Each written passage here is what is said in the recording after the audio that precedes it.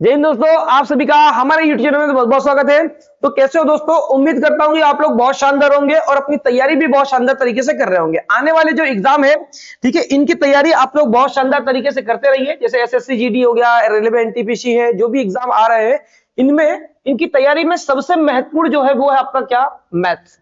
Math के हम क्या करने वाले हैं अभी? टॉप 10 क्वेश्चन ला रहे हैं। ठीक है, टॉप 10 के बाद में क्या होगा, आप लोग की लंबी सीरीज चलेगी। ठीक है, अभी तो फिलहाल टॉप 10 जो सीरीज है वो लगातार चलने वाली है। इसमें क्या होगा, आप लोग का जो टॉप 10 जो क्वेश्चन रहेंगे वो प्रीवियस ईयर के क्वेश्चन और साथ में टेस्ट सीरीज के क्वेश्चन भी यहां पर शामिल किया जाएगा। ठीक है, इनका क्या है, अपन जब इनको सॉल्व करेंगे तो हमारा एक लेवल होगा, हमें ये पता चलेगा कि हमारा लेवल जो है वो किस तरह से हमें क्या करना है, तैयार करना है एग्जाम की दृष्टि से। ठीक है, तो ये जो सीरीज है आप लोग की हमेशा चलती रहेगी। ठीक है, तो हम सबसे पहले हम क्या कर लेते हैं, यहां पर सबसे पहला प्रश्न देख लेते हैं हम कि जो पहला प्रश्न है हम टॉप 10 में वो क्या है हमारे पास में। देखिए, ये जो प्रश्न है कई बार आता है और यहां पर जो आप लोग को देखने को मिल जाएगा कि कब कब ये प्रश्न आए हुए हैं और किस एग्जाम में आए हुए हैं। ठीक है, चलिए सबसे पहला जो प्रश्न है हमारे पास में क्या दिया है कि उस न्यूनतम संख्या जिससे 1800 को गुणा करने पर एक पूर्ण घन संख्या प्राप्त हो के अंकों का क्या निकालना, हमें योग निकालना है। तो 1800 है, 1800 को हम तोड़ेंगे, क्या करेंगे, हम इसको तोड़ेंगे। अब तोड़ेंगे किस तरह से कि तीन तीन के जोड़े बने, क्योंकि घन का मतलब क्या है, क्या करना, तीन तीन के जोड़े बनाना। तो हम क्या करेंगे, इसको तोड़ेंगे। हमने तोड़ा 2 से, तीन तीन के जोड़े बनाना, ध्यान रहे आप लोग को। तो दोनों में 18 हो जाएगा, यहां पर क्या आ गया, डबल जीरो, दो चौ 8 हो जाएगा, 2 पंचे 10, 2 शून्य हम सुन हो गया यहां पर। फिर इसको 2 से तोड़ेंगे तो क्या आ जाएगा, 2 दूनी 4 आ जाएगा, 2 दूनी क्या आएगा 4, 2 पंचे 10 आ गया। फिर इसको तोड़ेंगे तो भाई 5 से तोड़ सकते हैं, 5 चौ क्या हो जाएगा 20, बचा कितना 2, 5 5 25। फिर 5 से तोड़ेंगे, 5 9 45। फिर 3 से तोड़ेंगे, 3 3 9 और 3 1 3। ये हो गया। अब हमें यह देखना है यहां पर कि कितने ऐसी संख्या है जिनके क्या है 3 के जोड़े बन रहे हैं। तो हमें यहां पर दिख रहा है कि 2 के क्या हो रहे हैं, यहां पर 3 के जोड़े बन रहे हैं। बिल्कुल 3 के जोड़े बन रहे हैं, कोई दिक्कत नहीं है। लेकिन किसके किसके बच गए भाई, 5 के बच गए और किसके बच गए, 3 के बच गए। कितने कितने जोड़े बने, केवल 2 के जोड़े बने हैं, यहां पर बने हैं। तो यहां पर कितने की आवश्यकता भाई, 1 5 की यहां पर आवश्यकता है और यहां पर क्या है 3 की आवश्यकता है। मतलब क्या हो गया, 5 3 15, इन दोनों का मल्टीप्लाई कर देंगे, मतलब कितना हुआ 5 3 15। तो 15 की क्या है आवश्यकता है। ठीक है, तो 15 का मल्टीप्लाई अगर हम किस में कर दें, 1800 में कर दें, तो वह क्या संख्या बन जाएगी, पूर्ण घन संख्या प्राप्त हो जाएगी हमें। और अब इस बोला है कि इस जो संख्या जिसका गुणा कर रहे हैं इसका क्या निकालना, हमें अंकों का योग। तो 6 5 और एक क्या हो गया हमारे पास में 6, तो ये क्या आ गया हमारे पास में आंसर।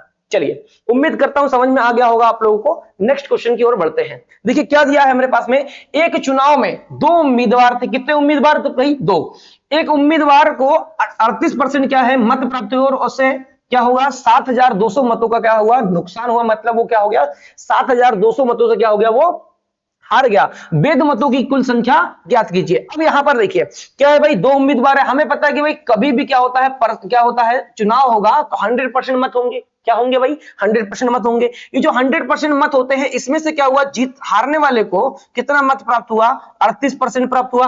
और बाकी जो बचे हैं, ठीक है, बाकी जो एक व्यक्ति है जो जीता है उसको कितना परसेंट मिलेगा भाई, 62% मिलेगा। कितना मिलेगा भाई, 62%। 100 में से क्या हो गया 38%, एक को हारने वाले को मिल गया और 62% किसको मिल जाएगा भाई, जीतने वाले को। हो गया 100%।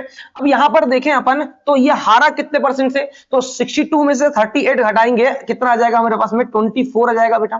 कितना आएगा 24। तो 24% से क्या हो गया, कौन हार गया भाई, ये हार गया। मतलब यहां पर कितना नुकसान हो गया, इसको 24% का क्या होगा, नुकसान। और ये 24% के बराबर क्या दे रहा है, वो 7200 क्या है मत है। कितना है, 7000 क्या है 200 मत है। हमें निकालना क्या, 100% मत। क्या निकालना है, 100% मत निकालेंगे तो 1% अगर हमारा क्या हो जाएगा हमारे पास में 24 से कम 24 और 24 3 कितना हो जाएगा हमारे पास में 72, डबल जीरो का डबल जीरो। 1% बराबर कितना आ गया हमारे पास में 3000। हमें निकालना है 100%, तो यहां पर 2 जीरो लगा देंगे, मतलब हमने कितना का मल्टीप्लाई कर दिया, 100 का मल्टीप्लाई कर दिया। तो यहां पर क्या आ गया 30,000 क्या आ गया हमारे पास में मत आ गए। तो वेद जो मत है वो 100% कितने हो गए, 30,000 हो गए। बात समझ में आ गई। चलिए आगे प्रश्न बढ़ते हैं, आगे क्वेश्चन की ओर। नेक्स्ट क्वेश्चन क्या दिया देखिए, रेलगाड़ी का प्रश्न है। यहां पर क्या दिया कि एक रेलगाड़ी 36 किलोमीटर प्रति घंटे की गति से क्या होती है, चलकर एक खंबे को पार करती है। कितने सेकंड में, 25 सेकंड में पार कर जाती है। तदनुसार उस गाड़ी की क्या निकालना, हमें लंबाई निकालना। अब हमें लंबाई बताना है। अब एक बात ध्यान रखें, मैं आपको कुछ चीजें बता रहा हूं। कभी भी जैसे क्या हो गया, रेलगाड़ी के प्रश्न है, जब भी क्या होगी, रेलगाड़ी जब चलेगी तो क्या होगा, जिसको पार करती है, ठीक है, क्या करेगी, जिसको पार करेगी, हमें उस पर ध्यान देना है। देखिए भाई कभी भी क्या हो, आपको एक फार्मूला लगाना है, स्पीड इक्वल टू क्या होगा, डिस्टेंस अपॉन क्या हो जाएगा, टाइम हो जाएगा। ठीक है, चाल बराबर दूरी बटे क्या हो गया हमारे पास में समय। ये फार्मूला लगाओ, आपकी पूरा चैप्टर क्या हो जाएगा, समाप्त हो जाता है, लगभग लगभग पूरा चैप्टर समाप्त हो जाता है। तो आपको ये ध्यान रखना है। अब आपको एक चीज ध्यान रखना है, जब भी क्या हो, रेलगाड़ी जिस भी किसी को पार करे, तो पहले जो रेलगाड़ी की लंबाई होगी वो हो जाएगी काय में, दूरी में हो जाएगी। अब जिसको पार करती है, जिसको क्या करती है, पार करती है, उसकी लंबाई क्या करते हैं हम, कहां पर जोड़ देते हैं, रेलगाड़ी की लंबाई के साथ। तो वो दोनों मिलकर क्या हो जाती है आपकी, जैसे किसी को भी पार करेगी, मान चलो किसी भी एक्स क्या है, खंबे किसको पार करे, प्लेटफॉर्म को पार करे, ठीक है, किसी क्या कर रही है, पुल को पार करे, किसी को भी पार करे, तो उसकी लंबाई क्या कर देते हैं हम, किसके साथ जोड़ देते हैं, रेलगाड़ी की लंबाई के साथ में जोड़ देते हैं। तो वो दोनों मिलकर क्या हो जाती है, दूरी हो जाती है। चाल तो क्या होगी आपकी, रेलगाड़ी की होगी, और समय जिसको क्या कर रही है, पार कर रही है। तो आपको हमेशा ये फार्मूला लगाना होता है। ठीक है, बिल्कुल सिंपल तरीके से बता रहा हूं, आप लोग को ध्यान रखें। देखिए स्पीड कितना दिया हमारे पास में, 36 किलोमीटर प्रति घंटे, कितने दिए है, 36 किलोमीटर प्रति घंटे दी है। ठीक है, अब हमें क्या करना है यहाँ पर, अब आपको ध्यान रखना है कि यहाँ पर समय काय में दिया है, सेकंड में, और हमें लंबाई काय में दिया है, मीटर में दी है। तो हम क्या करेंगे, ये जो 36 किलोमीटर प्रति घंटे है, इसको काय में चेंज करेंगे, किलोमीटर, सॉरी, मीटर प्रति सेकंड में बदलेंगे। इसको मीटर प्रति सेकंड में बदलने की क्या करते हैं हम, 5/18 क्या कर देंगे, मल्टीप्लाई। तो ये जो किलोमीटर में है था, ये काय में बदल गया, मीटर प्रति सेकंड में बदल गया। बिल्कुल सही, बहुत अच्छे। चलिए नेक्स्ट ये हो गया आपका डी। डी का मतलब क्या, डिस्टेंस। डिस्टेंस किसकी किसकी जोड़ेगी भाई, रेलगाड़ी की। अब रेलगाड़ी की तो लंबाई निकालना हमें, तो रेलगाड़ी की लंबाई क्या मान लिया हमने, एक्स मान लिया। ठीक है, बिल्कुल सही है। अब यहाँ पर प्लस, अब जिसको पार कर रही उसकी लंबाई भी क्या हो जाएगी, यहाँ पर जुड़ जाएगी। लेकिन किसको पार कर रही भाई, किसको, खंबे को। तो खंबे की क्या नहीं होती है बच्चों, लंबाई नहीं होती है। क्यों, क्योंकि वहां पर क्या हो जाता है, नगण्य हो जाती है, इसलिए क्या हो जाएगा, यहाँ पर 0 हो जाएगा। तो हम जोड़ने की आवश्यकता फिलहाल नहीं है। हमें क्या दिया यहाँ पर, 25 क्या है, सेकंड। समय क्या दिया है, 25 सेकंड दिया है, बिल्कुल दिया है। अब यहाँ पर देखो नीचे से नीचे क्या हो जाएगा, क्योंकि इक्वल है तो सेकंड सेकंड क्या हो गया, कैंसिल हो गया। ठीक है, 18 कम 18, 18 दूनी क्या हो गया हमारे पास में 36। हम यहाँ क्या कर देंगे, मल्टीप्लाई करेंगे, 5 दूनी क्या हो गया 10, और 25 इधर आएगा, तो 25 दहम क्या हो जाएगा, 250 हो जाएगा। और ये मीटर का मीटर, तो हमारे पास में जो क्या आई, लंबाई आ गई, वो कितनी आ गई, 250 मीटर। तो ये क्या रहा हमारे पास में आंसर। ठीक है, उम्मीद करता हूं आप लोग को समझ में आ गया होगा। और आप लोग हमेशा यही ट्रिक लगाएं, ताकि आप लोग क्या हो सके, आगे जो भी क्वेश्चन आते हैं इसके बहुत शानदार तरीके से आप कर सकते हैं। ठीक है, चलिए नेक्स्ट क्वेश्चन की ओर बढ़ते हैं। देखिए यहाँ पर ये प्रश्न दिया हुआ है। ठीक है, यहाँ पर क्या दिया हमारे पास में, 16 की पावर कितना दिया है, यहाँ पर ये मल्टीप्लाई यहाँ पर नहीं है, यहाँ पर मल्टीप्लाई है। ठीक है, हाँ 16 की पावर कितना है, 0.16 इंटू क्या है, 2 की पावर 0.36 है। अब इसको जब हम सॉल्व करेंगे, तो यहाँ पर देखो ये जो 16 की पावर कितना है, 0 पॉइंट कितना है हमारे पास में, 16 है, इंटू कितना दिया है, 2 की पावर कितना दिया है, 0.36 दिया है। अब यहाँ पर एक चीज ध्यान रखना आप लोग को, जब भी इस तरह के सवाल करते हैं हम, तो हमें क्या करना होता है, बेस में क्या करता है, बेस को समान करेंगे। बेस को समान करने के लिए आपको एक फार्मूला याद रखना है, क्या होता है, ए की पावर क्या होता है, जब भी क्या होता है m इंटू क्या हो जाता है, ए की पावर क्या होता है, n होता है। तो हमारे पास में क्या देखने को मिल जाए, जब बेस समान हो, बेस क्या हो, समान हो, तो घातें क्या हो जाती है, जुड़ जाती है। तो ए की पावर क्या होता है, m प्लस क्या हो जाता है, n हो जाता है। क्या हो जाता है, एक की पावर क्या हो जाता है, m प्लस n हो जाएगा। तो इसको भी क्या करेंगे हम, बेस समान करने के लिए क्या करेंगे, इसको क्या करेंगे, सेम करेंगे। तो इसको क्या ले सकते हैं हम, 2 की पावर क्या ले सकते हैं, 4 ले सकते हैं। इसकी पावर कितना है भाई, 0.16 है, बिल्कुल सही है, कोई दिक्कत नहीं है। 2 की पावर कितना दिया हमारे पास में, 0.36 दिया है, बोलो हाँ या ना, बिल्कुल। 4 का मल्टीप्लाई पहले हम क्या कर देंगे, यहां पर कर देंगे। 4 का मल्टीप्लाई जब हम करेंगे, 16 चौक क्या हो जाएगा हमारे पास में, 64 हो जाएगा। तो 2 की पावर कितना आया, 0 पॉइंट क्या आ गया हमारे पास में, 6 आ गया, सॉरी 64 आ गया, इंटू क्या हो गया, 2 की पावर कितना आ गया, 0 पॉइंट कितना आ गया हमारे पास में, 36 आ गया। अब यहाँ पर क्या है, बेस समान है, क्या है भाई, बेस समान है, तो क्या हो जाएगा, घाते क्या हो जाएगी, आपस में जुड़ जाएगी। तो 64 और 36 कितना हो जाएगा, 100 हो जाएगा। 2 जीरो के बाद क्या, दो संख्या में क्या लगाएंगे, दशमलव, मतलब क्या आ जाएगा, 2 की पावर कितना जाएगा, 100 हो जाएगा, मतलब 1 पॉइंट क्या आ जाएगा, 00 हो जाएगा। और 2 की पावर 1 का मतलब क्या हो जाएगा हमारे पास में, 1 हो जाएगा। तो हमारे पास में जो आंसर आएगा वो क्या आ जाएगा दोस्तों, 2 आ जाएगा। चलिए बात समझ में आ गई। तो ये आप लोग को ऐसे इस तरह से सवाल करने होते हैं। ठीक है, चलिए आगे बढ़ते हैं नेक्स्ट प्रश्न की ओर। क्या दिया है देखिए आप लोग, एक दुकान में एक घड़ी 825 रुपए कीमत की पर्ची पर, सॉरी कीमत की पर्ची लगी थी। एक दुकान में एक घड़ी पर क्या लगा था, 825 रुपए कीमत की क्या लगी, पर्ची लगी। देखियो यहां पर क्या दिया है, 825 रुपए क्या लगा है, इस पर अंकित मूल्य लगा है। क्या लगा है, अंकित मूल्य। विक्रेता ने क्या किया, अंकित कीमत पर 20% की क्या दे दिया, छूट दिया भाई। 825 रुपए क्या किया उसने, अंकित किया, पर्ची लगाया मतलब अंकित किया है, और 20% की छूट दे दिया, मतलब इसको कितने में बेचेगा वो, 80% में बेचेगा। बोलो हाँ या ना, बिल्कुल भाई 80% में क्या कह रहेगा, बेचेगा। जब 80% में बेचेगा तो कहीं ना कहीं क्या होगा, या तो उसको लाभ होगा या फिर क्या होगा, हानि होगी। अब आगे क्या बोल रहा है, यदि बिक्री पर उसे 10% का क्या होता है, लाभ होता है। मतलब क्या हो रहा है कि वो 20% छूट देने के बाद भी उसे क्या हो रहा है, 10% लाभ हो रहा है। मतलब क्या कर रहा है वो, 110% में बेच रहा है भाई। कितने परसेंट में बेच रहा है, 110%, क्योंकि क्रय मूल्य जब भी कोई खरीदा जाता है तो वो 100% होता है, तो 110% में बेच रहा है। अब 110% में बेचेगा मतलब ये जो भी निकलेगा हमारे पास में वो क्या होगा, हमारे 110% के बराबर होगा। कितने के बराबर होगा, 110%। तो मैं आपको शॉर्ट बताता हूं, ये जो निकल रहा है ये 110% के बराबर, क्योंकि 10% लाभ हो रहा है, तो वो आएगा कहां पर, आपका नीचे। हमने क्या कर लिया, 110% ये आ गया, ठीक है। लाभ होगा तो क्या निकालना, हमें क्रय मूल्य निकालना, मतलब क्रय मूल्य निकालना मतलब 100% चाहिए वस्तु, तो हम क्या करेंगे, 100 का मल्टीप्लाई कर देंगे। क्या करेंगे, 100 का मल्टीप्लाई। 100 से 100 क्या हो गया हमारे पास में, कैंसिल हो गया। 0 से क्या हो गया हमारे पास में, 0 कैंसिल। 11 एक कम 11, 11 से काटेंगे, 11 पांचे सॉरी 11 7 क्या आ जाएगा, 77, बचा कितना 5, 11 पांचे 55, ठीक है। 75 गुणित कितना करेंगे हम, 8 करेंगे, कितना आ जाएगा हमारे पास में, 600 आ जाएगा। क्या आ जाएगा दोस्तों, 600 आ जाएगा। तो हमारे पास में जो आंसर रहा वो क्या रहा, 600। चलिए नेक्स्ट क्वेश्चन की ओर बढ़ते हैं। क्या दिया देखिए यहां पर, पिता और पुत्र की वर्तमान आयु का योग कितना है, 60 वर्ष है। कितना है भाई, 60 वर्ष है। यदि 6 वर्ष पूर्व पिता की आयु पुत्र की आयु की कितनी 5 गुनी थी, तो 6 वर्ष बाद पुत्र की आयु क्या होगी। देखिए यहां पर क्या दिया हमारे पास में, पिता और पुत्र की वर्तमान आयु का योग कितना है, 60। देखिए यहां पर हम यहां पर कर लेते हैं। देखिए ये क्या हो गया पिता और ये क्या हो गया पुत्र, दोनों की आयु का वर्तमान में योग कितना है, 60 वर्ष है। बिल्कुल है, कोई दिक्कत नहीं है। अब यहां पर क्या दिया है, यदि 6 वर्ष पूर्व, कितने वर्ष पहले, आज से 6 वर्ष पहले, 6 वर्ष पहले अगर आप देखोगे तो हमें पता है कि भाई पिता और पुत्र की जो आयु है 6 वर्ष पहले क्या हो जाएगा, 6 माइनस हो जाएगी। क्या हो जाएगी, 6 माइनस। यहां पर बोल रहा है कि 6 वर्ष पहले जो है पिता की जो आयु है पुत्र की आयु कितनी गुनी थी, 5 गुनी थी। अगर हम यहां पर मान लें कि पुत्र की आयु कितनी 1, तो पिता की आयु कितनी हो जाएगी, 1 से 5 गुना, मतलब कितना जाएगी, 5 हो जाएगी, ठीक है। अब यहां पर देखिए दोनों के आयु का योग कितना है, 6 वर्ष 60 वर्ष है। तो आज से कितने वर्ष पहले अगर हम देखें तो 6 वर्ष पहले दोनों की आयु का योग कितना हो जाएगा, 6 इसकी घटेगी, 6 इसकी घटेगी, मतलब कितनी हो जाएगी, माइनस कितनी हो जाएगी, 12 हो जाएगी। तो आज से 6 वर्ष पहले जो है दोनों की आयु का जो योग होगा, दोनों की आयु का योग कितना हो जाएगा, 48 होगा। लेकिन हम यहां पर देखें अनुपात के आधार पर जो दिया है उसके आधार पर कि पुत्र की आयु कितनी 1 और पिता की आयु कितनी 5, तो दोनों की आयु का योग कितना है भाई, 6 है। जबकि यहां पर रियल में कितना है, 48 है। इससे कितना गुना है दोस्तों, इससे कितना गुना है, 8 गुना है। कितना गुना है, 8 गुना, ठीक है। तो ये जो आयु होगी ये भी क्या हो जाएगी, 8 गुना हो जाएगी। तो यहां पर पुत्र की आयु कितनी आ जाएगी, 8 एक कम 8 और 8 क्या हो जाएगा हमारे पास में, 40 हो जाएगा। तो पिता की आयु कितनी आएगी, 6 वर्ष पहले कितनी 40, और पुत्र की आयु जो आएगी वो कितनी आएगी, 8 आएगी। कितने वर्ष पहले, 6 वर्ष पहले, 6 वर्ष पहले आएगी। तो 6 वर्ष बाद मतलब अभी वर्तमान में अगर हम बात करें, 6 और 8 कितना हो जाएगा, 14 हो जाएगा।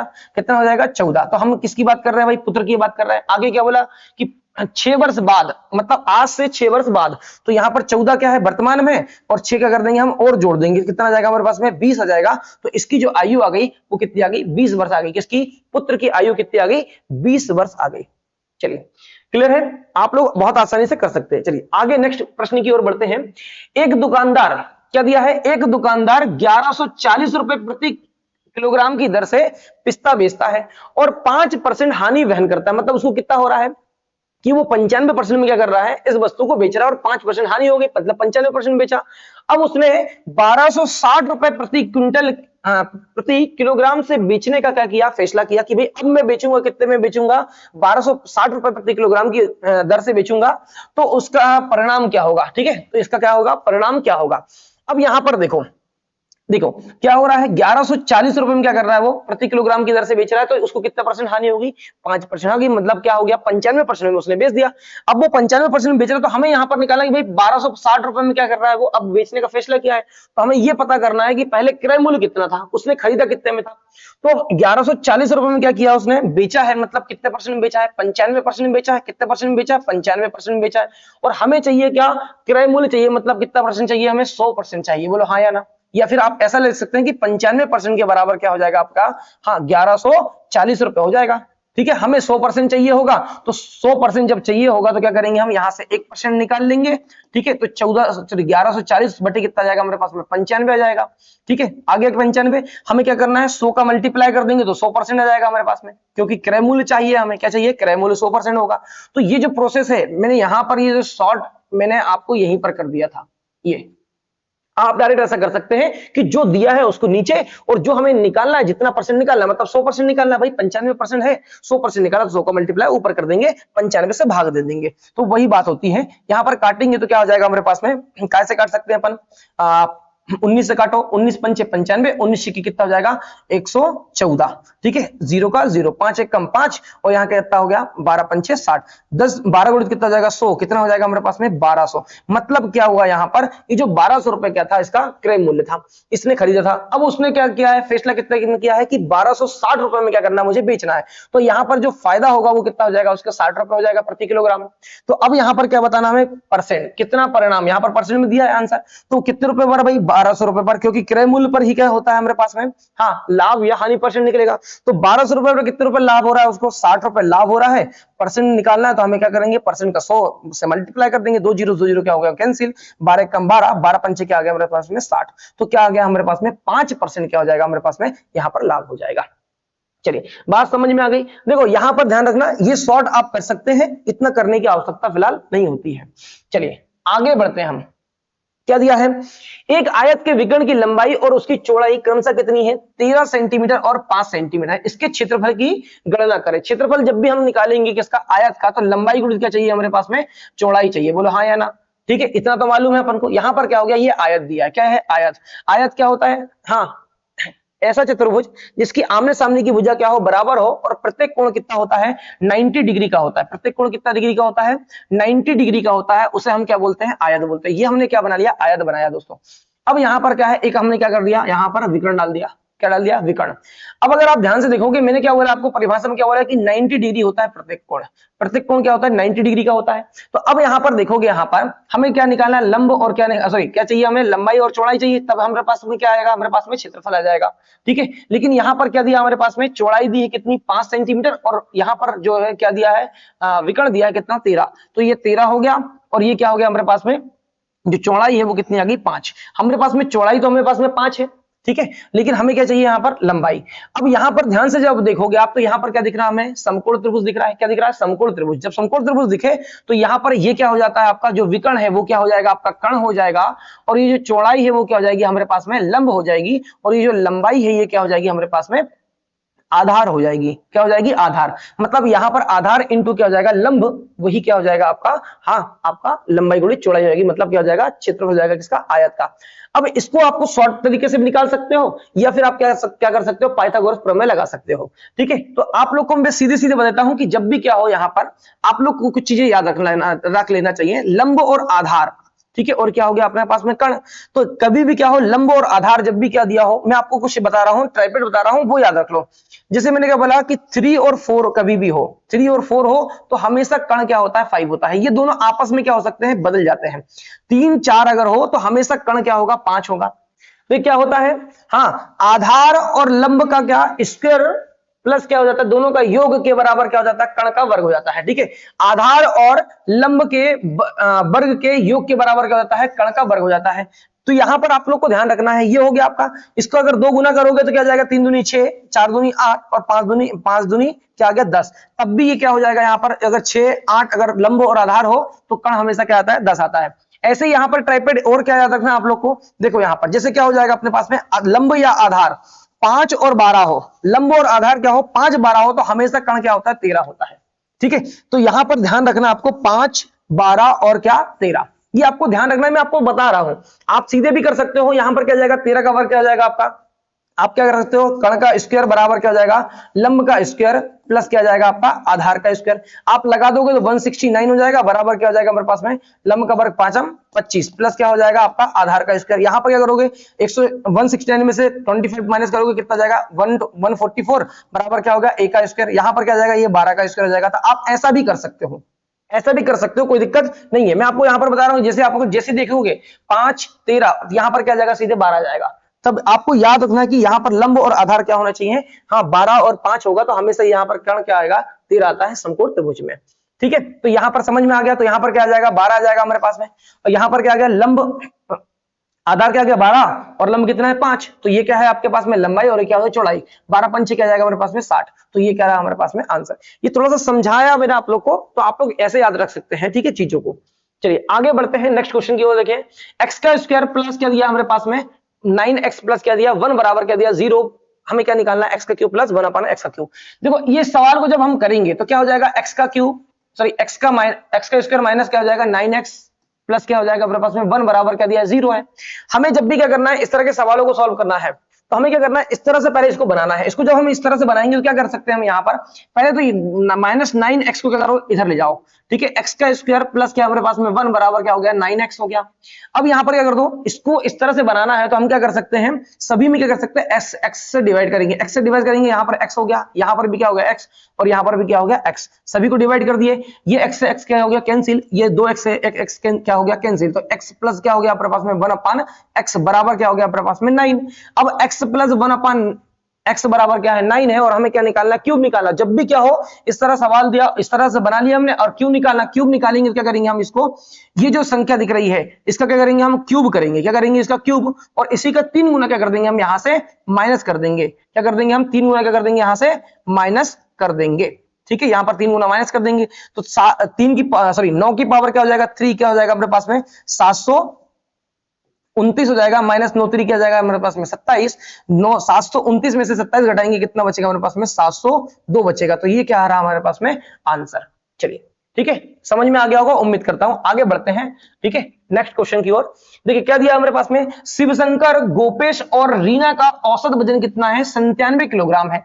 किसकी किसकी बात हो रही है भाई, शिवशंकर, गोपेश और किसकी बात हो रही है रीना। इन तीनों का औसत दिया है 97 किलोग्राम। तो इन तीनों का अगर हम योग निकालें, इन तीनों का क्या, इन तीनों के वजन का योग निकालेंगे तो 97 में क्या कर देंगे हम 3 से मल्टीप्लाई कर देंगे, तीनों का योग आ जाएगा 7 3 21 का 1 आ जाएगा हमारे पास में, आ गया हासिल का 2 9 3 27 27 और 2 क्या आ जाएगा हमारे पास में 29। तो तीनों का जो तीनों की है वजन का जो योग है वो कितना आया 291। अब यहां पर क्या दिया है, यदि शिवशंकर और गोपेश का औसत, देखो किसका दिया है, शिवशंकर और गोपेश का क्या दिया है औसत, कितना दिया है 93 दिया है। मतलब इन दोनों का अगर हम योग निकालें तो हमारे पास में कितना आएगा 93 इंटू क्या कर देंगे हम 2 कर देंगे, तो हमारे पास में कितना आ जाएगा 186 आ जाएगा। कितना जाएगा 93 दूनी कितना जाएगा 186।